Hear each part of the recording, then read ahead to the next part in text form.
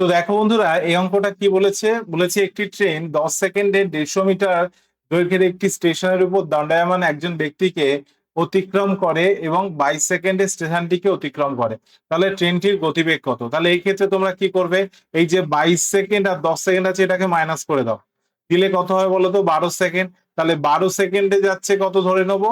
150 metre, তাই না? তাহলে 1 সেকেন্ডে কত যাবে? তাহলে এখান দিয়ে বাই 12 করে দাও। আর এটাকে কিলোমিটার পার ঘন্টায় করার জন্য 18 র 5 দিয়ে ভাগ করে দাও।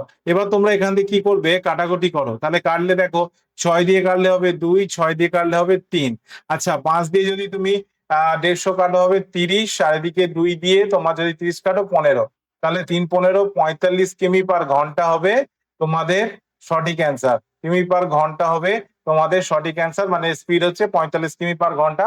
অপশন এ হবে তোমাদের সঠিক অ্যান্সার। আশা করি বুঝতে পেরেছো। যদি ভিডিওটা ভালো লেগে থাকে অবশ্যই চ্যানেলটাকে সাবস্ক্রাইব করে দিও।